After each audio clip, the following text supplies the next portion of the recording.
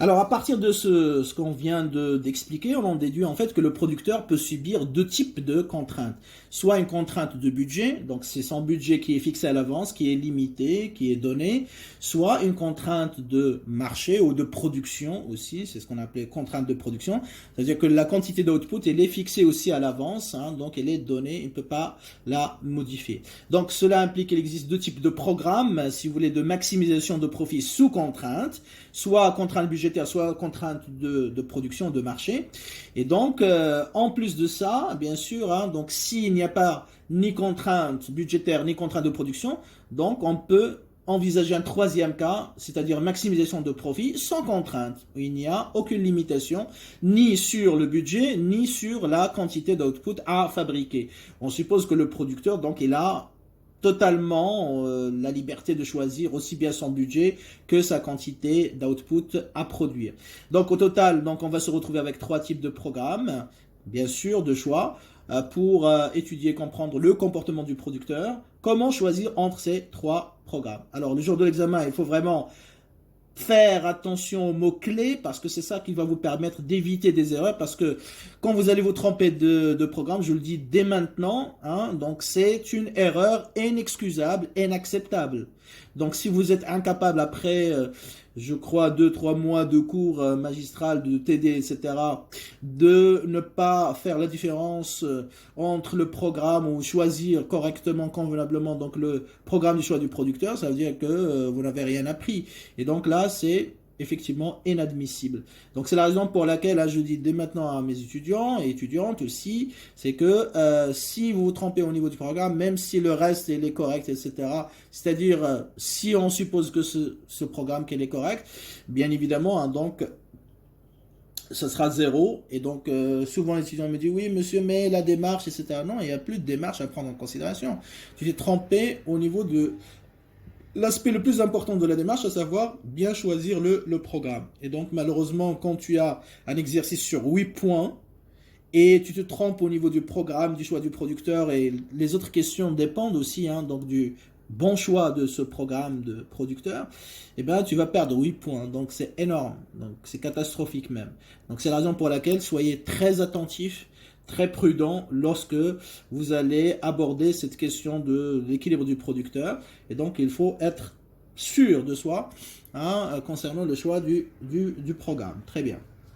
Alors bien sûr, donc je vais essayer d'expliquer le maximum, de vous donner les outils nécessaires pour pouvoir faire le bon choix, mais après c'est à vous d'être concentré et d'être assez intelligent le jour de l'examen, tout simplement. Donc pour choisir, donc il faut prêter, je le disais, aux mots-clés, attention aux mots-clés qui sont contenus dans la question des exercices. Donc ainsi, donc si vous voulez la première question à laquelle il faut répondre, d'abord vous devez savoir est-ce que le producteur il a une contrainte ou pas. Donc ça, c'est le premier réflexe, la première question à laquelle vous devez répondre. Est-ce qu'il existe, oui ou non, une contrainte? D'accord? S'il n'existe pas de contrainte, donc là, il n'y a pas de souci, vous allez appliquer ou choisir le programme de maximisation sans contrainte. On va le montrer. Si au contraire, il y a une contrainte, bah, à ce moment-là, il faut déterminer quelle est la nature de cette contrainte. C'est comme la nature des facteurs de production aussi. Il faut déterminer quelle est la nature de cette contrainte. Est-ce que c'est une contrainte qui est sur le budget? Contrainte budgétaire, est-ce que c'est le budget qui est limité, fixé à l'avance, ou au contraire, est-ce que c'est une contrainte de production, ou contrainte de marché, hein, c'est la même chose. Si on vous dit la contrainte de marché le jour de l'examen, ne me dites pas oh, on n'a pas étudié ça, etc., comme certains le font. Ah, contrainte de marché, ça veut dire contrainte de production. Hein, c'est la même chose. Donc, est-ce que c'est une contrainte de production, c'est-à-dire est-ce que la quantité d'output qui est fixée à l'avance. Alors, en fonction bien sûr de vos réponses, donc vous allez choisir tel ou tel programme. Alors en général, si dans l'énoncé vous n'avez aucun indice, aucune information, ni sur la quantité de production, ni sur le montant du budget, ça veut dire tout simplement qu'il n'y a aucune contrainte. Donc elle n'existe pas. Donc vous n'allez pas l'inventer de vous-même. Donc le programme du choix du producteur, ce sera maximisation du profit sans contrainte. Okay. Alors, trois types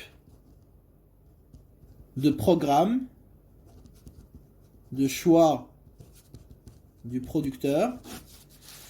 Donc, premier cas, ok. Donc, aucune information ni sur la quantité d'output, ni sur le budget. D'accord? Dans ce cas-là, on parle d'absence de contrainte. Parce que même si je voudrais parler de contrainte, ben, je n'ai pas les informations. Je dis contrainte budgétaire. À quoi est également budget? Donc ça n'existe pas. Contrainte d'output, de production. À quoi est égale la production qui est fixée à l'avance? Je ne sais pas. Donc voilà, si je sais rien, aucune information, ni sur le budget, ni sur l'output, donc ça veut dire absence de contrainte. Alors dans ce cas-là, le programme du choix du producteur s'écrit. Donc maximiser le profit qui dépend de KL. Voilà, on écrit juste la formule générale du profit. Maximiser la différence entre la recette totale, P fois Q, KL, moins WL, moins le coût total bien sûr, moins RK. Voilà votre programme. Donc il n'y a pas de contrainte, il n'y a pas de sous-contrainte. Si vous écrivez ça, vous limitez uniquement à cette formule et vous cherchez à maximiser cette fonction que vous allez obtenir en remplaçant la fonction P. Bien sûr, vous allez avoir soit sa valeur, soit à l'état général. Q, c'est la fonction de production, vous allez remplacer Q par son expression. Et ici, vous allez remplacer WR par leur valeur et vous allez obtenir une fonction que vous devez maximiser. C'est la fonction de profit. Il n'y a pas de contrainte, rien du tout. D'accord? Très bien. Deuxième cas. Si on vous indique dans l'énoncé, donc là, le montant du budget, des dépenses, ok, parfois on parle de budget, parfois on parle de dépenses, parfois on peut dans la question vous parler de charges, ok, voilà, à ne pas dépasser. C'est-à-dire, on vous dit, voilà, donc le montant qu'il peut effectivement payer, etc., qu'il peut dépenser pour sa production, donc à ne pas dépasser. Ça veut dire que la valeur du budget, elle est donnée. Et si le budget est donné, ça veut dire qu'on ne peut pas, donc elle est fixée à l'avance. Donc, fixée à l'avance. S'il est fixé à l'avance, ça veut dire que effectivement, donc c'est une contrainte. Donc ici, la contrainte, ou le producteur sera contraint par son budget. Donc la contrainte est budgétaire.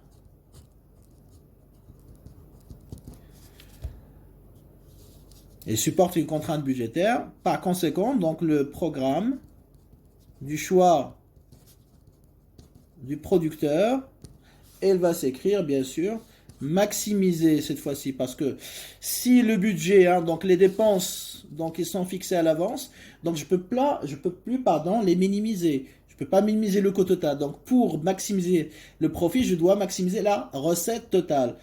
Or, la recette totale se compose de deux éléments, le prix et la quantité. Est-ce que je peux maximiser le prix? Non, elle est fixée par le marché. Qu'est-ce qui me reste? Maximiser la quantité. Sous la contrainte, bien sûr, donc budgétaire, c'est-à-dire que le budget, donc on l'appelle C, ok, est égal à une constante. Voilà. Ce sera ça mon programme du choix du producteur. Ok. Très bien. Alors maintenant, dernier cas, on arrive au troisième et dernier cas. Si on vous indique, c'est-à-dire on vous donne l'information, on vous indique la valeur ou la quantité de production, d'output, ok, où on fixe un quota. Quota, ça veut dire une quantité à ne pas dépasser, une quantité de production. Un quota, un plafond d'output à ne pas dépasser, pareil. C'est ça la définition d'une contrainte. Donc c'est une limite à ne pas dépasser. À ne pas dépasser. Donc ça veut dire quoi? Ça veut dire que la quantité, en fait, c'est une constante. Donc cela implique que c'est une contrainte de quoi? D'output, donc de production. Contrainte de production. Ou si vous voulez, aussi de marché. On parle de marché.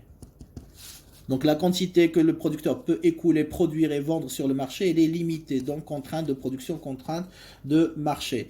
Alors si le Q est fixé à l'avance, donc je peux pas, et je sais que je peux pas augmenter le prix, donc je peux pas augmenter le prix, je peux pas augmenter la quantité, donc la recette totale, je peux pas l'augmenter, je peux pas la maximiser pour avoir plus de profit, on est bien d'accord. Donc, quelle est la seule option qui reste à ma disposition? Ben, c'est de réduire mes charges. Donc, si je peux pas augmenter mes recettes, pour avoir plus de profit, je dois baisser mes charges, je dois faire des économies. Donc, dans ce cas-là, le programme du choix du producteur va s'écrire minimiser, donc je vais minimiser les charges, c'est-à-dire le coût total, sous la contrainte, bien sûr, de la production, c'est-à-dire que Q, KL est égal à une constante. D'accord? Très bien. Et voilà le troisième type de programme qu'on va obtenir, bien sûr. Alors, ici, hein, donc, si vous voulez, pour récapituler, donc, comme je viens de l'expliquer, donc, c'est les mots-clés qui déterminent le choix du producteur parce que ça nous renseigne sur la nature des contraintes. Alors, de manière générale, donc, si, excusez-moi, prendre une autre feuille. Alors, donc, si la quantité d'output, d'accord, le montant du budget est sans inconnu. D'accord? Donc ça veut dire que j'ai absence de contrainte. Et donc, dans ce cas-là, c'est-à-dire j'ai pas d'information ni sur le budget ni sur la quantité d'output. Donc je maximise pi, ok, qui est égal, comme on l'a déjà dit, à P fois Q, KL moins WL, bien sûr, moins RK. Premier cas. D'accord? Si maintenant on vous donne la valeur de la quantité d'output, c'est-à-dire que Q est égal à Q bar, c'est-à-dire une constante. Par exemple, égal à 500, 1000, 10 000, 20 000, peu importe la valeur, donc est égal à une valeur qui est fixée à l'avance. Donc ça veut dire quoi? Ça veut dire que ici, donc si je trouve la quantité, la valeur de la quantité d'output produite, donc c'est une contrainte, c'est un signal pour moi que c'est une contrainte de production. Et si j'ai une contrainte de production, bien sûr, pour maximiser le profit, il faut minimiser le coût total. Donc le programme, c'est min. Donc si la production elle est fixée à la fin, je ne peux plus maximiser la recette totale. Donc ce qui me reste, c'est minimiser le coût total, bien sûr, qui est égal à WL plus RK, sous la contrainte de production, c'est-à-dire que Q est égal à Q bar. Je rappelle, Q bar, c'est juste la constante. Hein. J'ai remplacé constante par Q bar. J'aurais pu mettre Q0, etc. C'est la même chose. Donc, c'est une valeur, une quantité de l'output qui est donnée. Voilà. Donc, si on vous donne la quantité d'output, il faut travailler avec le min. N'oubliez pas. Si maintenant, on vous donne la valeur du budget, le montant du budget, l'enveloppe financière, etc., c'est égal à C bar, par exemple, c'est égal à une constante, un montant. Donc, ça veut dire que vous avez une contrainte budgétaire. Donc, cette fois-ci, c'est le budget qui est fixé, qui est limité. Et donc, si le budget il est limité, ça veut dire que les dépenses elles sont fixées aussi à l'avance. Donc, on ne peut pas les modifier. Donc, qu'est-ce qui reste? Bah, pour augmenter le profit, il faut maximiser la recette totale. Or, on sait qu'on ne peut pas maximiser le prix, donc il reste maximiser la quantité. Donc, le programme, voilà, maximiser la quantité. Fonction de production sous la contrainte, bien sûr que C est égal à C bar. Voilà donc les trois types de programmes. Vous voyez, donc si on vous donne la valeur du budget max, si on vous donne la valeur ou la quantité d'output min, si on vous donne ni la quantité d'output ni le budget, donc maximisation du profit, libre, sans contrainte, bien sûr. Ok, très bien. Alors maintenant, hein, donc on va essayer de passer à la résolution donc de ces programmes. Hein, donc après avoir identifié donc ou établi qu'il y a trois programmes de choix possibles pour le producteur, on s'intéressera maintenant à la résolution de ce programme afin de déterminer bien sûr les conditions d'équilibre du producteur et donc la combinaison optimale. Hein. Donc maintenant notre objectif c'est déterminer la solution optimale, résolution des programmes du choix du producteur. Ok, donc je rappelle, on est dans la dernière section de ce premier chapitre. Ce gros chapitre, hein, donc bien évidemment, le deuxième chapitre sur la théorie des coûts, il va être moins volumineux, ça va nous prendre moins de séances, bien sûr. Ok. Alors, donc résolution, c'est-à-dire chercher à quoi est égal K étoile L étoile. Parce que vous l'avez compris, hein, donc ici, la fonction de profit, hein, ici, pi, il dépend de K et de L. Ok. Ici, vous voyez, hein, donc si je vais résoudre la minimisation du coût total sur la contrainte de Q est égal à Q bar, bah pareil, ça dépend de K et de L. Ici, pareil, maximisation de Q dépend de K et de L. Donc les variables qui m'intéressent, sur lesquelles le producteur doit faire des choix, prendre des décisions, c'est à quoi est égale la quantité de capital et à quoi est égale la quantité de travail utilisée pour maximiser le profit. Très bien. Donc on va commencer par le premier cas, si vous voulez. La contrainte budgétaire. Donc, contrainte, le premier programme, contrainte, dans le cas de contrainte budgétaire. Et équilibre, on va voir comment on détermine l'équilibre du producteur. D'accord ? Très bien. Alors, supposons que dans un premier temps, le producteur se trouve dans une configuration où il connaît déjà son budget maximal. Donc, le budget est fixé à l'avance. N'est-ce pas ? Donc, contrainte budgétaire, c'est ce qu'on appelle contrainte budgétaire. Le budget, il est fixé à l'avance. Donc, ça veut dire quoi? Ça veut dire que le producteur, pour maximiser son profit, il va utiliser certaines quantités du capital, de travail, mais il ne doit pas dépasser la somme de son budget qui est fixé à l'avance. Par exemple, égal à 20 000 dirhams. Donc, il doit dépenser de l'argent, mais il ne doit pas dépasser 20 000 dirhams. OK? Donc, les coûts et les dépenses, donc le coût total, ok, et aussi fixé à l'avance. Ça veut dire que C est égal à C bar, déjà. D'accord? Très bien. Donc, il ne peut pas baisser. Donc, il ne peut pas baisser son coût total. Donc, pour maximiser son profit, qu'est-ce qu'il lui reste? Toujours, retenez bien cette logique, ce raisonnement. Pour maximiser son profit, il doit maximiser sa recette totale, comme on a dit, qui est égale à P fois Q. Or, P, c'est une constante. Donc, s'il veut maximiser sa recette totale, il doit maximiser la quantité. Donc, c'est pour ça que il doit résoudre le programme maximiser Q, KL, comme on a dit, sous contrainte, C est égal à C bar. Très bien. Alors, donc, on va résoudre ce programme, donc résolution algébrique. Après, on va donner la résolution graphique, bien sûr. Ou analytique d'abord, ensuite graphique. Comme on a fait pour le consommateur. Résolution algébrique, donc on va chercher à quoi est égal K étoile, L étoile, toujours. Très bien. Alors, comment on va obtenir ça? On va utiliser la méthode du Lagrangien, comme on a déjà fait pour le consommateur. Ok, donc résolution algébrique, on va utiliser méthode de Lagrange, obligatoire. Alors le Lagrangien, on a déjà défini, hein, donc le Lagrangien, donc c'est la fonction objectif. Et vous comprenez maintenant pourquoi on parle de fonction objective de contrainte, plus lambda facteur, je rappelle, hein, c'est juste un rappel, la valeur de la contrainte, n'est-ce pas? Moins l'expression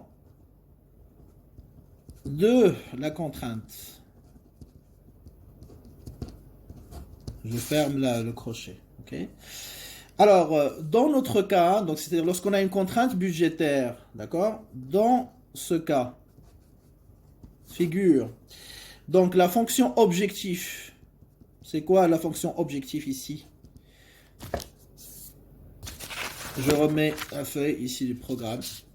Donc la fonction objectif, quel est l'objectif donc du producteur ici? C'est maximiser la quantité d'output, la fonction de production. Donc la fonction objectif, c'est bien sûr hein, donc la fonction de production qu'on cherche à maximiser, n'est-ce pas? Donc c'est Q, KL. À quoi est égale la valeur de la contrainte? La valeur de la contrainte. La contrainte, c'est le budget. Donc, à quoi est égale la valeur du budget? Donc, c'est le montant du budget, c'est-à-dire C bar, la constante. OK?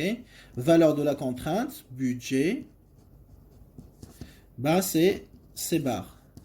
10 000 dirhams, 50 000, 300 000, etc. À quoi est égale l'expression, n'est-ce pas, de la contrainte budgétaire ici? L'expression de la contrainte, c'est-à-dire à quoi est égal le budget? L'expression de la contrainte, à quoi est égal C? Ben, C est égal à WL plus RK. Voilà. Et donc j'obtiens bien sûr donc, les composantes du Lagrangien et je remplace. Donc cela implique que le Lagrangien qui va dépendre des trois variables, L, K, donc là, contrairement à la fonction de production, on va commencer par L, K, lambda est égal, on a dit, à la fonction objective, c'est-à-dire Q, K, L, plus, c'est plus, c'est pas moi, il y a certains qui utilisent ça au premier seuil, je ne sais pas d'où ça vient, donc c'est plus, lambda, facteur de la valeur de la contrainte qu'on a dit C bar, donc je mets C bar, moins l'expression de la contrainte, c'est-à-dire à quoi est égal C, c'est-à-dire cette expression, moins W, plus, entre parenthèses, plus RK, ça devient moins W, moins RK. Faites attention au signement. Ok? Et donc, j'obtiens mon Lagrangien. Après, comme on a fait au premier semestre, on va étudier les conditions de premier ordre et la nouveauté cette fois-ci, on va étudier aussi les conditions de second ordre parce que au premier semestre, tous les étudiants n'avaient pas étudié le calcul matriciel alors que pour étudier les conditions de second ordre, on a besoin de travailler avec les matrices.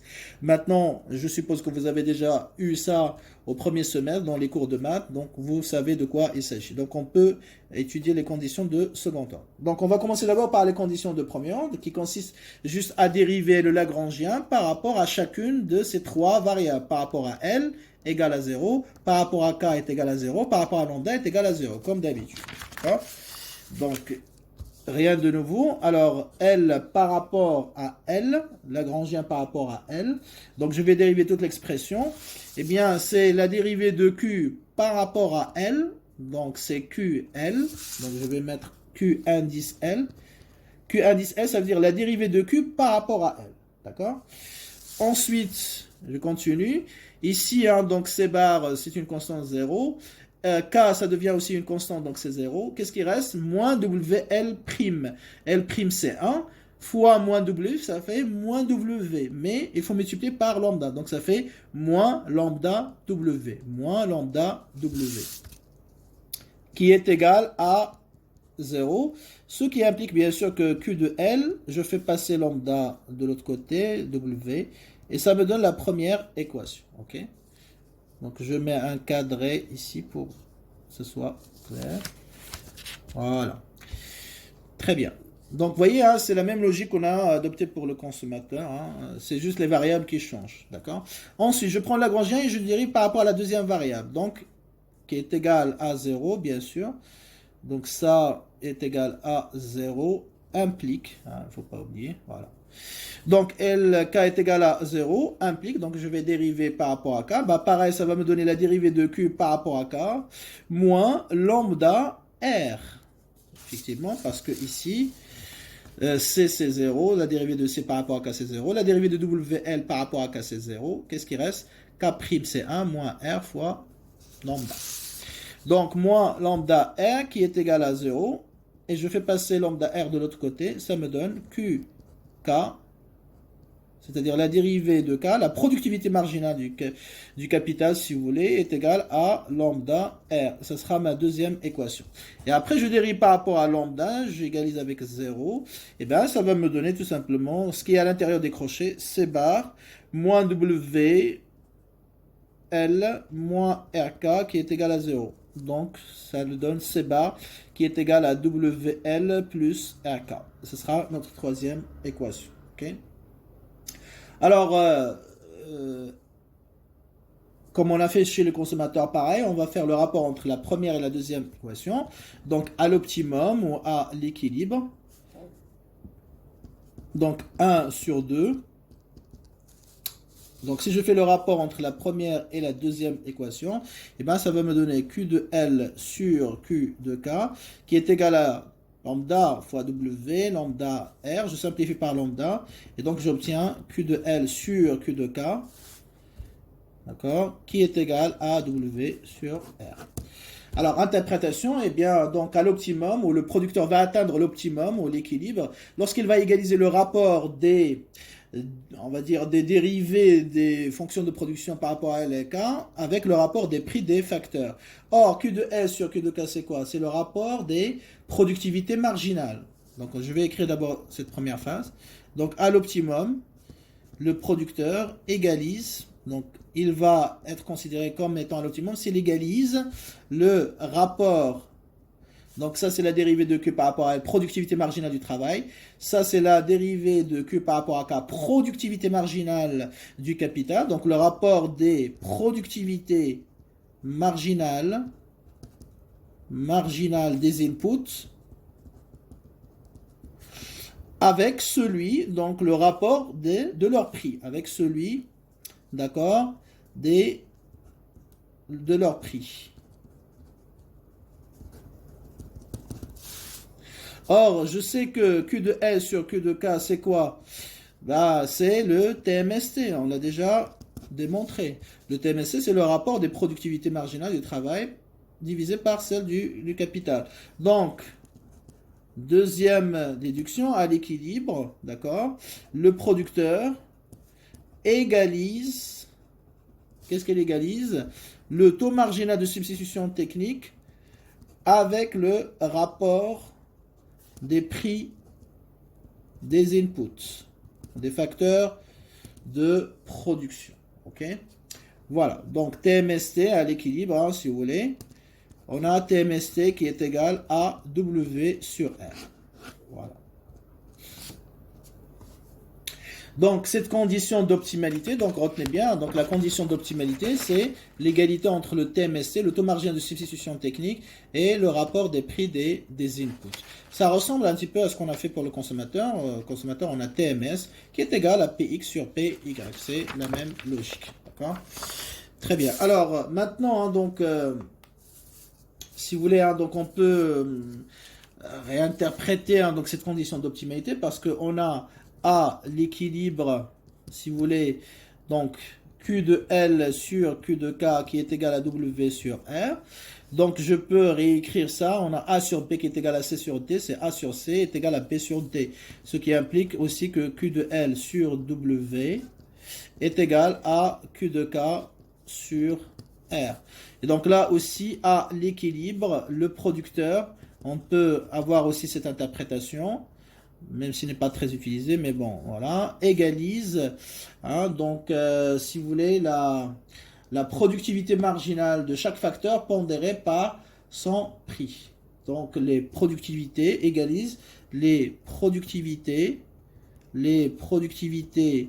marginales des inputs pondérés, c'est-à-dire divisés par leur prix.